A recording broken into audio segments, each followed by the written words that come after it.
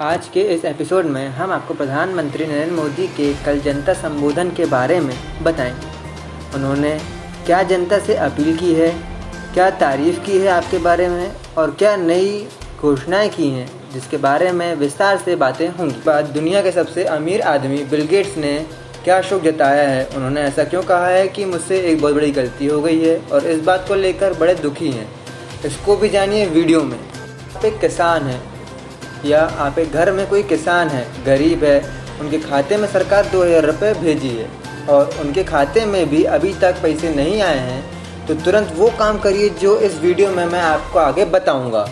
की सरकार ने उत्तर प्रदेश में क्या बड़ी घोषणाएं की हैं जिससे 1 करोड़ लोगों को नई रोजगार मिलेगी। आरोग्य सेतु ऐप का इशू एक बार फिर से गर्म हुआ है, इसके बारे में करेंगे चर्चा। बहुत ही बड़े आदमी ने हमारे देश में इसके ऊपर सवाल उठाए हैं और सरकार को इसका जवाब देना ही पड़ेगा।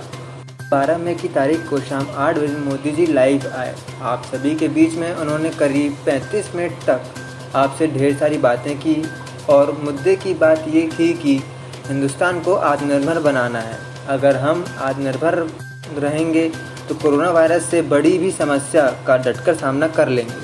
आत्मनिर्भर मतलब सेल्फ डिपेंडेंसी। अगर हमारे देश को एक कमरे में बंद कर दिया जाए, प्रैक्टिकल बात नहीं है, लेकिन अगर देश को एक कमरे में बंद कर दिया जाए और बाहर से कुछ सामान आना जाना ना हो पाए, फिर भी हम देश को चलाते रहें, ये कहने का उनके भाषण का पूरा समरी थी। और लोकल को सहारा देना है, जो सामान यहाँ बनता है उसी को ख़रीदना है। यह मेक माई इंडिया के अंदर का मिशन आता है, पर इसके साथ ही हमें लोकल का वोकल भी करना है, मतलब उसका प्रचार करना है जमकर।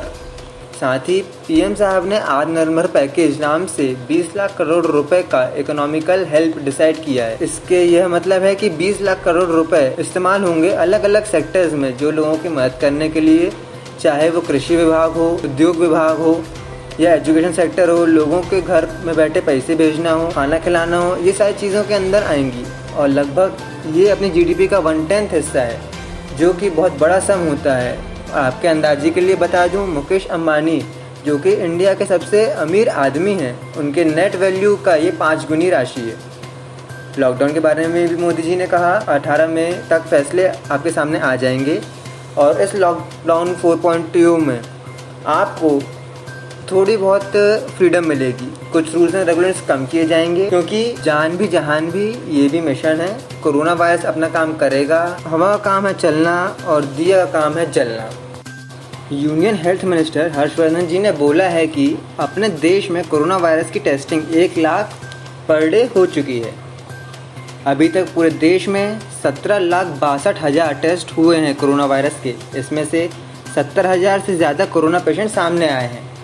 इनका ये कहना है कि 340 गवर्नमेंट लैब्स और 137 प्राइवेट ऑर्गेनाइजेशंस कोरोना वायरस की टेस्टिंग कर रहे हैं और ये कोशिश कर रहे हैं कि इसकी काउंटिंग बढ़ाने के लिए। इनका ये भी कहना है कि 31.7% रिकवर कर रहे हैं वायरस से, जो कि इंडिया में रिकवरिंग रेट को ज़्यादा करता है बाकी देशों के रिकवरिंग रेट के मुकाबले। इसके साथ ही साथ जो डेथ रेट है, मोर्टेलिटी रेट है कोरोना वायरस बीमारी की, वो 3.2 है, जो बाकी देशों के मुकाबले कम है, लगभग 5 से 7.5% देश में।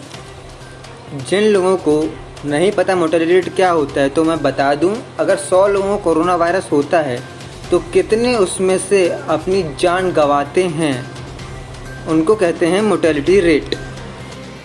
दुनिया के दूसरे सबसे अमीर आदमी बिल गेट्स ये काफ़ी दुखी हैं, परेशान हैं। कहते हैं कि मैं अपने आप को कोसता हूँ, क्योंकि 2016 के दिसंबर महीने में प्रेसिडेंट बनने जा रहे डोनाल्ड ट्रंप से एक बात कही थी। वो बात ये कही थी कि अपने देश के ऊपर पेंडेमिक का खतरा आएगा, महामारी आ सकती है, और अगर महामारी आती है तो हम तैयार नहीं हैं। अब बिल गेट्स को ये बात कैसे पता चली? हो सकता है उनको ज्योतिष विद्या आती हो, लेकिन इन्होंने कोरोना वायरस का नाम नहीं लिया था।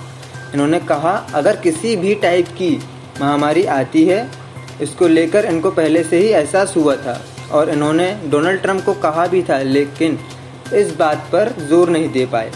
और कुछ नहीं कर पाए, इसलिए ये रिग्रेट फील कर रहे हैं। अच्छा, ये पब्लिसिटी स्टंट है, इसका फैसला आप करें, कमेंट में मुझे लिखकर बताएं।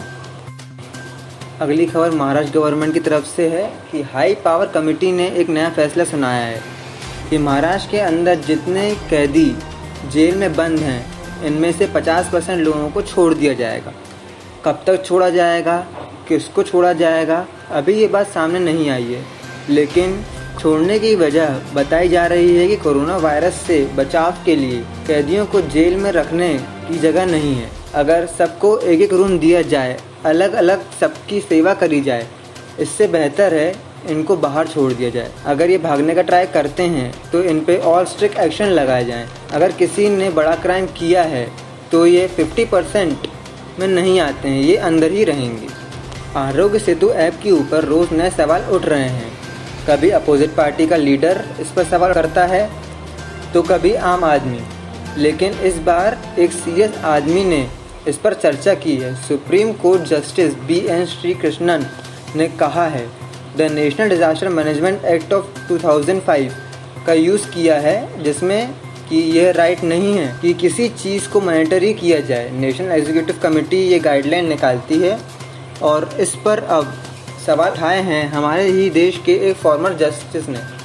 गवर्नमेंट का कहना है कि प्राइवेट ऑर्गेनाइजेशंस गवर्नमेंट ऑर्गेनाइजेशंस के लोगों के लिए ये कंपलसरी है इस ऐप को डाउनलोड करना।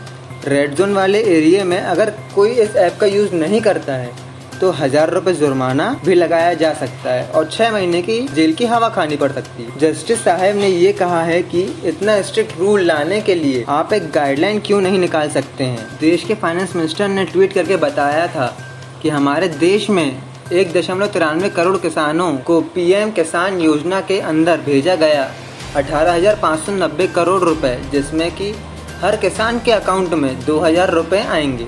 बहुत सारे किसानों के खातों में ये पैसे आ भी गए हैं, पर जिनके खातों में पैसे नहीं आ रहे हैं वो क्या करें।